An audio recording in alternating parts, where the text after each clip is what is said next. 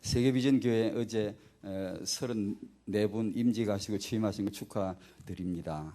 정말 시대적인 임직이고요. 정말 우리 다락방과의 만남, 복음과의 만남, 또 이런 교회의 만남이 그 중직자분들의 한 생애를 두고 후손을 두고 중요한 하나님의 축복이 응답이 이루어질 줄로 믿습니다. 오늘 우리 그 학원 복음 메시지는 내일 받을 거라서 다음 달 그 첫 주 메시지는 오늘 안 합니다.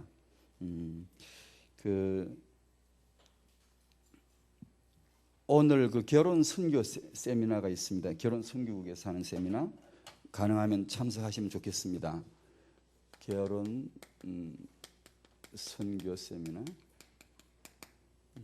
참석하시면 참 좋겠네요. 그리고 오늘 저녁에 있는 전도학교가 있는데 하나는 제가 안 하기로 했습니다. 이게 참석하라고.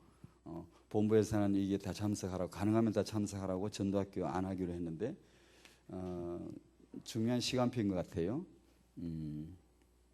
그리고 여러분이 잘 기도하시겠습니다만 올여름에 세계 렘넌트 대회 모든 태영아가 가 있고 모든 태영아 부모님들이 가 있을 수 있도록 기도하셔야 되겠죠. 내일 평신도 때 우리 태영아 전국 사역자 모임이 있습니다. 출애굽기 2장입니다. 저희가 살다 보면 그 인생을 살다 보면 그 떠나는 발길이 못내 잘 발길이 떨어지지 않아 가지고 또 뒤돌아보고 또 한번 뒤돌아보고 그런 일이 간혹 있잖아요. 출애굽기 1장 2장을 떠나려고 하니까 못내 아쉽고 뒤돌아서 한번 보고 한 번 더 보다가 오늘의 내용을 정리했습니다. 요 한마디 꼭 같이 나눴으면 좋겠다 싶어서 세 가지입니다. 하나는 영적 전쟁에 대해서 이 출애굽기 1장 2장에서 우리 렘넌트 부모들은 꼭 아셔야 된다. 한 번 더 정리하고 싶었고, 그 다음은 주권적 언약입니다. 하나님의 주권적 언약. 최고의 이게 깨달음이 필요합니다. 우리에게. 이 믿음이 정말 필요합니다. 주 예수 믿는 믿음이 온 세상 이기네. 저는 그 찬송 부르면서 이렇게 바꿔 불렀습니다. 주 예수 믿는 그 믿음이, 그 힘이 온 애굽을 이겼다. 온 바로를 이기네. 요게벳이 아므람이 그 찬송을 불렀으리라고 저는 그렇게 생각하고 기도했습니다. 하나님, 저 찬송가 아므람 요게벳이 그때 불렀지요. 주 예수 믿는 힘으로 그들이 이긴 겁니다. 그러니까 그 찬송이 얼마나 와닿는지 이게 진짜로 주 예수 믿는 그 믿음 하나 갖고 온 세상 이길 수 있습니다. 예수님은 그 정도입니다, 여러분. 그리스도는 모든 문제 해결이고 이 현장 저 현장 모든 현장에 대한 해답이고요. 그 믿음이 그 주권적 언약이라요. 이걸 우리가 알아야 되겠고, 그 다음에 생명건 헌신, 생명적 헌신, 생명건 헌신. 이걸 꼭 이제 한번 얘기하고 우리가 이 출애굽기 2장을 떠났으면 해가지고 오늘 본문을 정했습니다. 이제 2장 23절에서 25절입니다. 같이 읽을까요? 시작. 여러 해 후에 애굽 왕은 죽었고 이스라엘 자손은 고된 노동으로 말미암아 탄식하며 부르짖으니 그 고된 노동으로 말미암아 부르짖는 소리가 하나님께 상달된지라. 하나님이 그들의 고통 소리를 들으시고 하나님이 아브라함과 이삭과 야곱에게 세운 그의 언약을 기억하사 하나님이 이스라엘 자손을 돌보셨고 하나님이 그들을 기억하셨더라. 얼마나 놀라운 말씀인지 몰라요.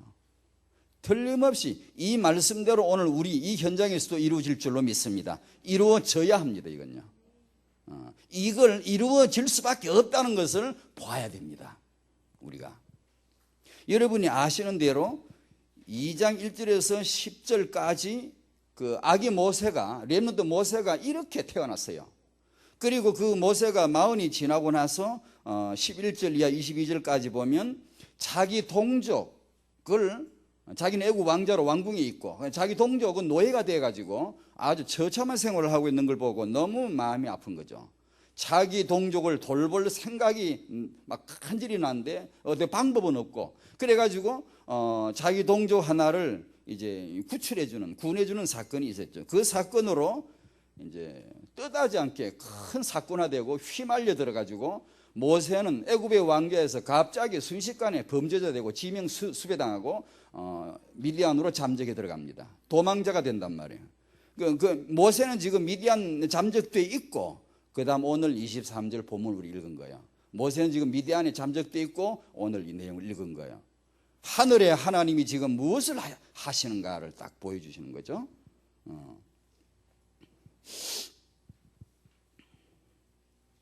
서론 삼아 좀 말씀드립니다.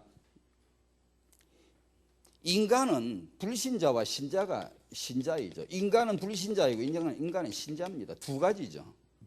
이 내용이, 이 인생이 영적 전쟁이란 말이에요. 이 인간은 불신자이거나 신자인데 이 내용을 꼭 짜가지고 현미경으로 딱 분석하면 내용물이 뭐냐? 사람이 살아가는 인생의 내용물이 뭐냐? 영적 전쟁이라요. 영적인 삶이고 영적인 전쟁이 있는데, 불신자는 치명적 약점을 안고 살아가는 거야. 그건 이제 마귀를 모르는 거지. 이건 뭐 결정적 약점이에요. 불신자가 제 아무리 뛰어나도 결국은 망할 수밖에 없는 세상신, 세상 임금한테 딱 잡혀 있는데 뭐 출세하면 뭐 합니까? 망하지. 결정적 약점, 마귀 모르고 살아갈 수밖에 없는 문명. 그 다음에 신자는 이 마귀를 알고 대적하고 살아가는 사람. 그러니까 마귀를 대적하는 게 인생입니다. 인생. 그래서 마태복음 4장 1절로 11절에 보면 예수님이 공생에 들어가시기 전에 제일 먼저 마귀 이놈부터 꺾어놓고 들어가잖아요. 그 다음에 마태복음 12장 29절에 예수님이 말씀하실 때 사람은 말이에요, 가장 먼저 강한 자 흑암부터 결박해 놓고 그 다음에 뭘 하든지 말이에요. 먼저란 이 말이 시간, 장소, 서열 모든 것보다 우선해라는 말이거든. 이게 먼저 사람은 인생을 어떻게 사느냐, 먼저 해야 될 게 있는데 이거부터 해라. 학생은 이거부터, 주부는 이거부터, 타영아 부모는 이거부터, 사업가는 이거부터 먼저 이걸 해야 되는데 그게 뭔가 하니 허감을 결박하라는 거죠. 그래야 뭘 하지. 이제 그 말씀을 하신 거예요. 마가복음 3장 13절 14, 15절 잘 하죠. 제자를 부르시고 하신 말씀이 함께 있게 하고 전도하게 하고 그 다음에 귀신을 내쫓는 뜻밖의 말씀하셨어요. 그 많은 사람이 싫어하는 기독교 신학자들이 그렇게 싫어하는 알레르기 반응 일으키는 귀신, 예수님이 귀신 내쫓는 권세를 주셨습니다. 제자는 먼저 그걸 할 수 있어야 된다는 얘기죠. 전도자는. 그죠? 베드로전서 5장 8절 근신하라 깨어라. 너희 대적마귀가 우는 사자처럼 두루다니며 너 삼키려고 찾는 거야. 뜻밖의 너무나 중요한 정보를 딱 제시해 주십니다. 이걸 아는 게 신자고 이걸 모르는 게 불신자예요. 그래서 9절에 너희는 믿음을 굳건하게 해서 그 마귀를 대적해라. 이렇게 당연한 말씀이죠. 이걸 주셨어요. 이 말씀을 주셨어요. 사단이 지금 뭘 하죠? 사단이 지금 뭘 하길래 이러실까? 첫 번째, 시편 109편 6절에 보면 사단은 어디 있는가 하니 악한 자 곁에 서 있습니다. 악한 자, 불신자, 악한 자 곁에 사단이 서 있습니다. 요한복음 8장 44절 잘 아시죠? 아이의 불신자의 바리새인의 아비란 말이에요. 그 다음에 사단이 지금 뭘 하는가? 스가랴 3장 1절 대제사장 요수아 곁에서 성도를 대적하고 속이려 든단 말이에요. 그런 일을 꾸민다고. 여호와께서 사단을 책망하셨죠. 누가복음 22장 31절에 사단이 이런 짓을 합니다. 시몬 베드로를 밀 까부르듯 해버리려고, 짓밟아 아주 까뭉개버리려고 청구했다고, 내놓으라 그랬다고 예수님 말씀하셨어요. 이런 내용들은 우리는 몰라요. 하나님이 영적인 세계를 보여 말씀해 주심으로 우리가 이제 아는 거죠. 그러면 그게 인생이구나. 사람 사는 일에 그런 일이 있구나. 그걸 알게 해주시는 것이죠. 마태복음 4장 1절에 사단을 시험하는 자, 에베소 6장 11절에 사단의 관계, 마귀의 괴계, 마귀의 속임수, 마귀의 사기, 그게 속지 않고 그게 대적하기 위해서 주의 힘을 얻어라. 주 예수 믿는 그 힘으로 이 마귀를 이겨라, 그 말입니다. 참 필요하죠. 이게 인생이라요. 그 다음에 세 번째로 사단이 지금 뭘 하나? 태영아 삼키는 거 있죠. 그게 계시록 12장 4절 용이 해산하려는 여자 앞에서 그가 해산하면 애 낳으면 그 애를 집 먹으려고. 주식입니다. 주식. 출애굽기 1장 16절 22절 바로가 하는 일이 뭐냐면 언약의 백성이 애 낳으면 신생아 잡아 죽이라는 거예요. 날강에 던지라는 거예요.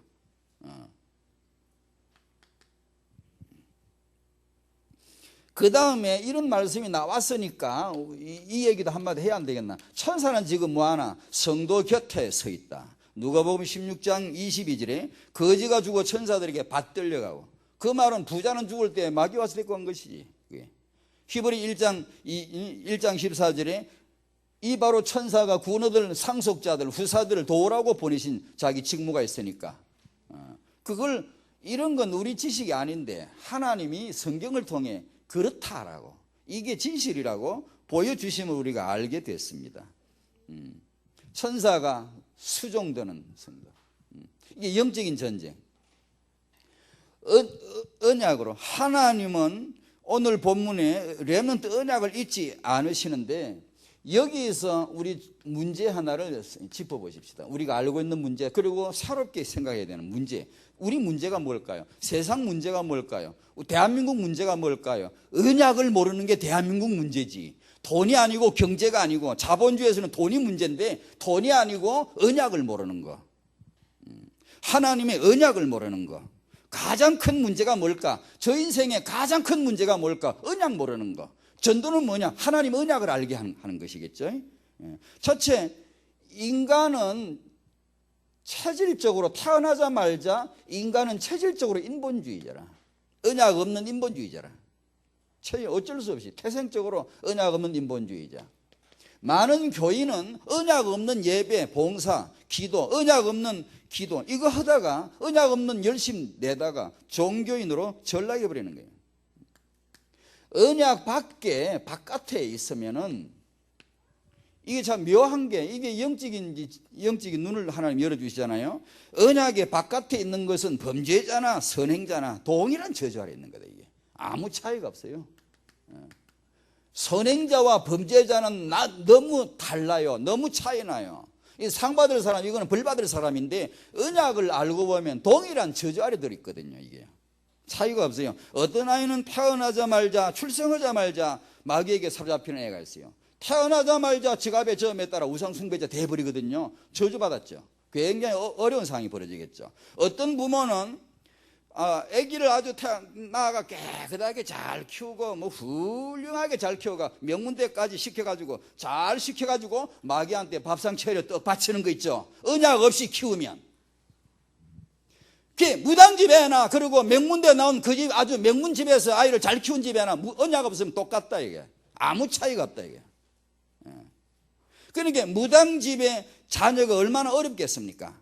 하지만 세계 명문대를 나온 자녀는 사실은 같지만 오히려 더 위험합니다. 역사 보십시오. 누가 더 위험했나? 이 아들은 골목에 다니면서 깔짝깔짝 사람 하나 죽이는 거, 그거 큰 문제지만 참 언약 없이 훌륭한 사람들은요 수십만 명을 한꺼번에 죽여버려요.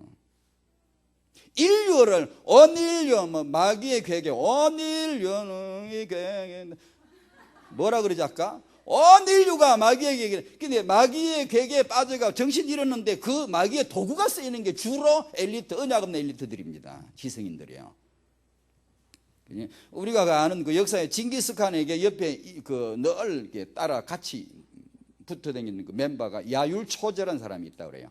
그래서 늘 징기스칸에게 모사가 되고 조언이 되고 어드바이스 되고 늘 인도자가 되고, 우리말 성경말은 보혜사 같은 존재예요. 늘 이렇게 붙어가지고 이 거칠고 투박한 징기스칸을 제대로 뭔가 좀 갖춘 지도자가 되도록 도와준 역할을 했단 말이에요. 1970년대 80년대 보면 한국에, 이거는 개인 실명 거론하는데 혹시 그 친척이 있나 못해. 김우중 씨 친척이 있으신가 모르겠다만, 내가 개인 실명 거론해 미안합니다만, 김우중 씨 옆에 김용옥 씨가 그 징기스칸 옆에 야율 초자바 같다, 그런 말이 한동안 굉장히 떠들고 책도 나오고 막 그랬어요. 둘이 항상 붙어 댕겨요. 김우중 씨 옆에 김용옥 씨 에에 하는 사람 있잖아요. 그게 맨날 붙어 댕겨가지고 김용옥 씨 말을 아주 그냥 늘 듣는 거예요. 늘 듣고 그대로 하려고 늘 그냥 아주 위대한 조언자로, 보혜사로 생각하는 거예요. 그러니 망할 수밖에 없지. 김용옥 씨가 명문대를 두루 이렇게 수학한 소위 말해 자타가 인정하는 지성인이지만 여기 나오려네 자꾸. 이 바보 같은 궤변술사고 전혀 아무것도 모르는 멍청이 같은 말은 궤변술사 아닙니까? 말로 가지고. 그런 사람이 옆에 붙었으니, 기업가 옆에 붙었으니 그게 살아남을 수가 있나요? 망할 수밖에, 탱탱 망할 수밖에 없지. 그런 거란 말이에요. 언약. 하나님의 언약이 있는 인생이 되시기를 바랍니다. 하나님의 언약이 있느냐 없느냐 그 차이예요. 그만큼 중요하다. 그래 하나님은 세계사의 주권자이다. 세계사의 핵심은 바로 복음과 후대이다. 사람에 의해서 역사가 만들어지는 것 같고 기록되어지는 것 같지만 실은 역사의 주권자는 하나님이시다. 예를 들면 출애굽기 1장을 열면 바로가 보이죠. 산파들이 보이고 이스라엘 자손이 보이고 요게벳이 보이고, 그러나 그것만 있는 게 아니고 보이지 않는 저 영적인 세계에 손이 있는데 하나는 마귀 주권자이고 하나는 하나님의 절대 주권자. 두 분이 이 1장 2장 현장에 계시다는 것을 보여주는 게 성경책. 그걸 말하지 못하면 일반 역사책.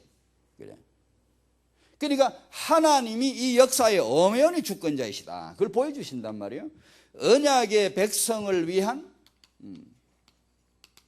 제국의 역사. 제국이나 그리고 역사가들은 거꾸로 말하죠. 이게 애굽이나 아수르나 바빌론이나 또 이어서 헬라나 로마나 이런 제국이 역사의 중심이고, 저기 조그마한 땅 팔레스타인 저기 이스라엘은 변방 중에 변방이지. 어떻게 그게 중심이냐. 그러나 성경은 뭐라 그러죠? 언약 백성을 위한 제국의 역사예요. 그걸로 성경은 기록하는 거예요. 두 번째로 오늘 본문을 보면 출애굽 시간표가 다가오는데 이 렘넌트 한 사람의 렘넌트 모세를 등장시키기 위해서 하나님은 당대 세계 제1의 제국 애굽의 전 왕조를 총동시킨 얘기가 1장 얘기입니다. 그게 한 사람의 렘넌트를 위하여서 애굽의 왕조를 총동시켰다. 그 기록이 출애굽기 1장이에요. 그 내용을 조금 이제 간단하게 좀 설명하면 힉소스 왕조에서 투트모스 왕조로 넘어가는 것. 힉소스 왕조 아래서 이스라엘 자손이 생육이 번성하고 중다하고 바글바글하고 버글버글하고 뭐 퍼져 온 땅에 가득하게 되는 시기. 그런데 갑자기 뒤집어지면서 투트모스 1세가 왕조가 들어서게 되는 거. 그런데 투트모스 1세가 아들 딸 낳았지만 싹 다 죽고 딸 하나 하셉수트만 딸랑 남습니다. 그리고 이 하셉수트가 모세를 자기 양자로 어느 날 날강에 나왔다가 히브리인 아들 이 모세를 자기 양자로 데려갑니다. 이게 전부 다 싹 다 한 사람 렘넌트 모세를 위해서 애굽의 왕조가 총동원된 하나님의 절대 주권자의 섭리입니다. 틀림없거든요. 틀림없어요. 이 죽는 거 태어나는 거 다 하나님의 섭리입니다. 렘넌트 모세가 11절 이후로 자기 동족을 구원하려다 실패하고 쫓겨나가서 미디안으로 잠적하는 것도 출애굽을 위한 하나의 수입니다. 그런 일이 있어야 나와야 출애굽 됐고 나오지. 모세가 작전상 왕국에서 빠져나오는 겁니다. 이 렘넌트 관점으로 이 이스라엘 백성이 어디로 움직일 건가를 보면 틀림없이 그게 나옵니다. 이게 전략상으로 나와야 됩니다. 나왔다가 딱 갖추어가지고 들어가서 출애굽시켜 나올 존재거든요. 렘넌트들이 모세를 예비시킨 거거든요. 그러니까 이 왕조는 예전의 역사가들은 이거 람셋 왕조다 그러는데 그게 아닙니다. 지금은 그렇게 말하는 사람 별로 없습니다. 힉소스 왕조 투트모스 1세가 나타나가지고 이제 자녀들을 낳았지만 다 죽고 하셉수트만 남죠. 그러니까 후계자가 없죠. 그래서 투트모스가 후궁에서 난 아들하고 하셉수트하고 결혼합니다. 그게 이제 투트모스 2세입니다. 2세인데 이 사람이 딸 하나 낳고, 다시 말하면 하스스트가 딸 하나 낳고 이 남편이 일찍 죽습니다. 바로가 또 없어져 버리죠. 그러면 이가 난 딸, 또 두드모스 2세하고 후군가 난 아들과 또 결혼합니다. 그렇게 해요. 레위 가족 중 한 남자와 레위의 손자 아므람과 레위의 딸 요게벳이 결혼한 것처럼 그때 당시 결혼이래요. 그래? 그렇게 해서 이게 두드모스 3세예요. 이게 9살에 바로가 됩니다. 하셉스트가 이 9살짜리 바로를 제낍니다. 나와라, 내가 해야 되겠다. 시원찮 안 되겠다. 네가 9살짜리 뭐 하겠네 해가지고 드디어 그 유명한 애굽의 최초의 여성 파라오 하셉스트가 등장합니다. 여걸입니다. 굉장한 여자예요. 간단한 여자가 아니에요. 그 아들로 모세가 들어간 거 있죠. 이게 전부 다 포석입니다. 포석 정확한. 그래서 이 모세는 당장에 왕자로 들어가 버려요. 요셉은 고생을 좀 하고 총리로 올라가고, 모세는 막바로 왕자로 들어가고 좀 고생 좀 하고 그 다음에 본론 들어가고. 이게 그 렘넌트의 과정입니다. 그게 됩니다. 그렇게 해서 준비시키는 것인데요. 이렇게 해서 모세가 왕궁에 딱 들어앉습니다.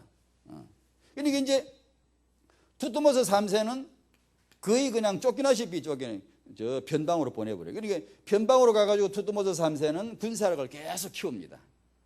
자기 계모이고 백모인 하스들을 이를 갈면서 계속. 하스들은 이 여성은 그 소위 말해 남장 여성 바라오라고 아주 유명한 사람입니다. 하스드 장제전이 룩소스에 있잖아요. 그거 보면 그 하스드 그 치세의 그 영광이 어마어마하게 나타나 있죠.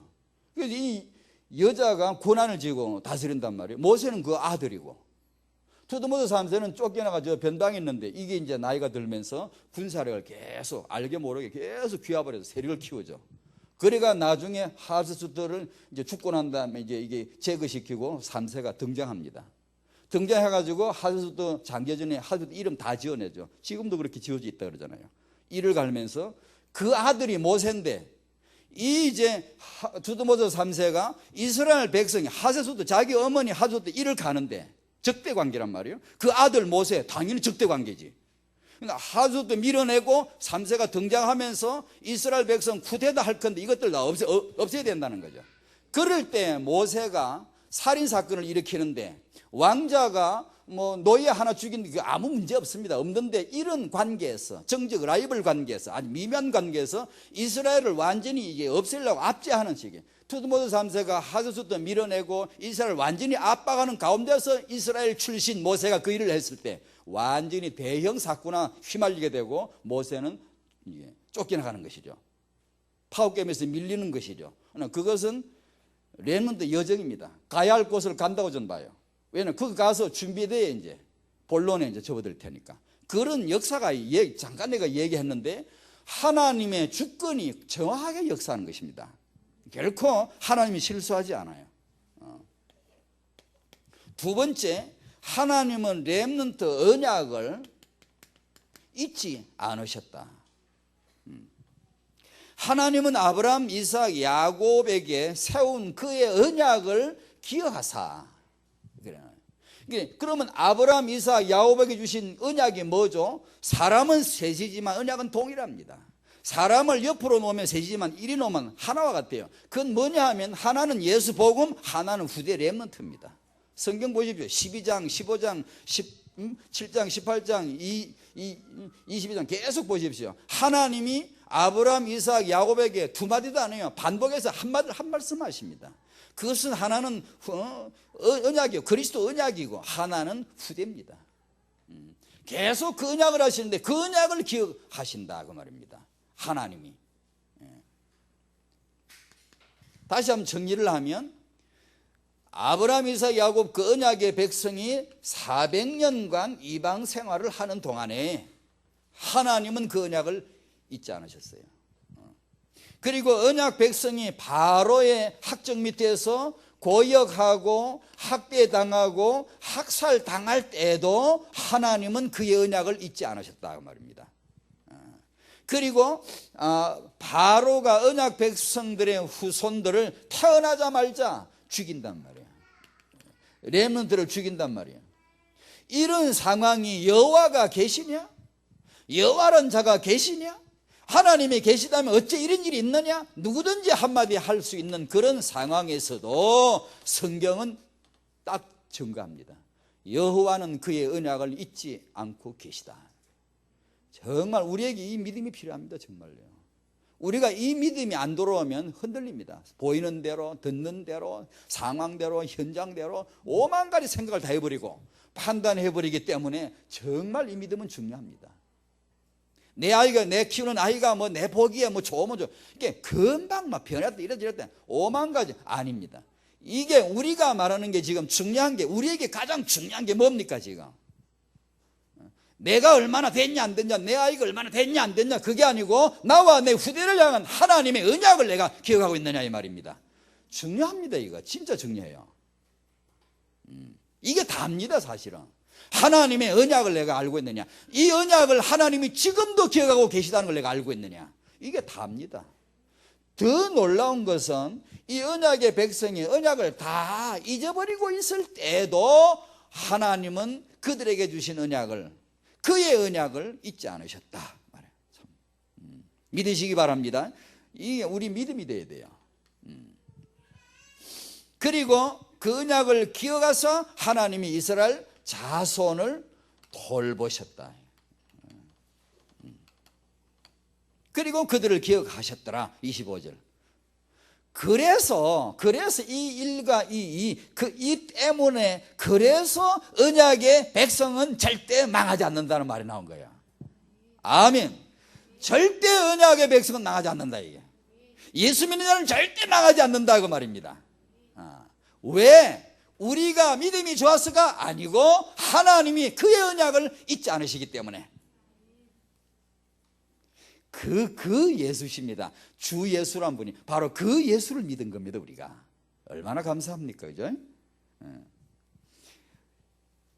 이 얘기를 잠깐 좀 하면, 언제 이스라엘이 해방되고 그들이 구속받느냐, 이 얘기입니다. 하나님이 언약을 기억하실 때 어떤 일이 있더라도 이스라엘은 결국 해방돼요. 구속을 받고 하나님이 언약을 기억하심으로 출애굽한 것이니 이스라엘이 군사력을 키워서 출애굽한 게 아니다 그 말입니다. 그죠? 하나님이 언약을 기억해 주심으로 이스라엘 자손이 번성한 것이니 이스라엘이 능력이 있어서 대단히 좋아가지고 이렇게 자기들 스스로 이렇게 생육 번성케 한 게 아니다 그 말입니다.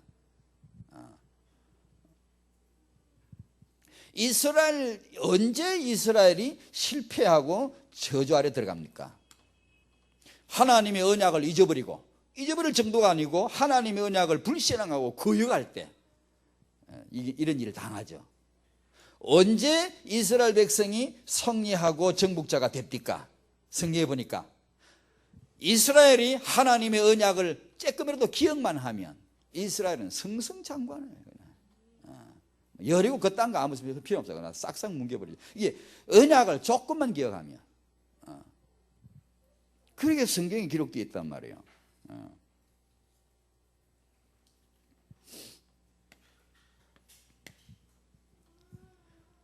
3번, 하나님의 렘넌트 언약을 우리 다락방 청년 부모님들은 어떻게 해야 돼요? 기억하셔야 되겠지요. 사랑하는 부모님들, 하나님의 우리 후대 향하신 그 언약을 기억하시기 바랍니다. 그게 우리 믿음이에요. 받은 믿음이에요. 뭘 기억하죠?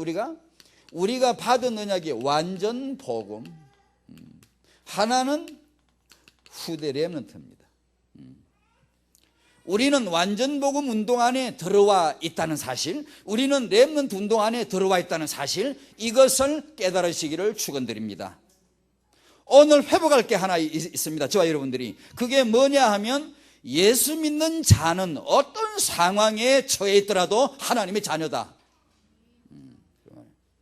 그걸 회복하셔야 됩니다. 이스라엘 자손 애굽에서 노예라고 할지라도 언약의 백성이다. 혹시 지금 내가 심각한 어려움을 당하고 있지는 않습니까? 그렇다면 아마 그것이 유일성의 언약을, 피언약을 깨닫게 하기 위한 하나님의 놀라운 시간표가 올 줄로 믿습니다. 그걸 알게 해주네요. 그만큼 언약은 중요합니다. 렘넌트 운동 언약, 이 언약 안에 이미 들어와 있음을 부모님이 오늘 이걸 발견하셔야 돼요. 언약 백성은 그 후대가 번성하는 것이 하나님의 뜻이었습니다. 항상. 그런데 기독교는 이 렘넌트 언약을 놓쳤지만 다락방은 렘넌트 축복 받을 겁니다. 이 시대를 책임지려면, 우리가 시대를 책임지려면, 전도자로서 책임지려면 그 어떤 축복들보다도 반드시 이 완전복음 후대 축복 받아야 되는 겁니다. 이건 우리의 소망이 아니고 하나님의 언약입니다. 언약. 우리가 만약에 이걸 끝내 싫다 그러고 내팽개치고 모른다 그러고 거역하면 하나님은 포기하시는 게 아니고 반드시 렘넌트 운동 일으키십니다. 어디 가서. 그래, 언약을 기억합시다 그 말이에요. 하나님이 주신 언약을 우리 붙잡읍시다. 하나님이 그의 언약을 기억하사 하나님이 다락방의 렘넌트들을 돌보실 것이고 진짜입니다 이거요. 언약을 그래 잡아 언약을 기억해야 돼요. 하나님이 다락방의 후손들을 기억하실 것입니다. 오늘 그러면 우리가 해야 될 게 뭡니까? 하나님의 언약을 붙잡는 거예요. 딱 그걸 붙잡는 거예요. 그리고 나서 이제 육아 현장으로 들어가는 겁니다. 그건 임마누엘 육아입니다. 그건요 살아있는 육아입니다. 하나님이 내 실력과 상관없이 응답해 주시고 뭘 깨닫게 하고요, 생각을 떠오르게 하고요, 성경 말씀 기억나게 하고요 하실 거란 말이에요.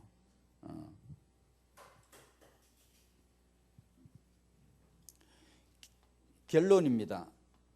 이게 결론인데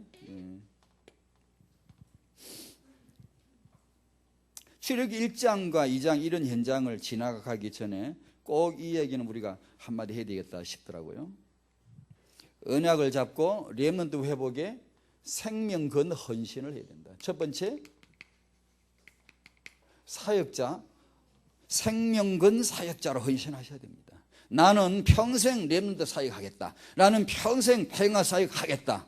렘넌트 회복에 생명 건 사역자. 이거 나와야 됩니다. 이런 출애굽기 1장과 2장은 그걸 보여주는 거예요. 주 예수 믿는 힘으로 이기는 거다. 이런 렘넌트 사역자 나오면은 하나님이 정말 축복하시는 거예요. 정말 축복하시는 거예요. 그 타영아 부모님, 다락방의 우리 부모님들은 렘넌트 회복에 생명 건 부모 되자. 그게 요괴배십니다. 우리처럼 애가 얼르고 얼르고 막 이쁘고 막 내 새끼 너무 키워 죽겠다고 끌어안는 그런 엄마만 아닙니다. 영적 전쟁을 할 줄 아는 주 예수 믿는 힘으로 온 애굽을 이기고 온 바로를 이겨내야 하는 언약 잡은 어미가 되어야 됩니다. 젖될 때까지만 키우다가 이 정말 너무 눈에 넣어도 안 아픈 내 새끼를 떼내줘야 되는 절박한 상황에서 한시적으로만 키울 엄마입니다. 한나도 그랬고 요괴벳도 그랬고. 우리는 뭐 내 새끼가 천년만년 끌어안고 막 내 가문의 영광으로만 알고 있지만 그게 아닙니다. 하나님의 언약 앞에 내 던지는 겁니다. 어미가 정말 내가 내 자식을 사랑하지만 언약적으로 이런 거친 면도 싸우는 사람이에요. 싸우는 사람이고 그런 걸 우리가 본받아야 된다는데 나는 이 시대 요괴벳이다. 나는 이 시대 2008년도 아므람이 되겠다. 이거 생명 건 부모입니다. 이거 렘넌트 부모예요.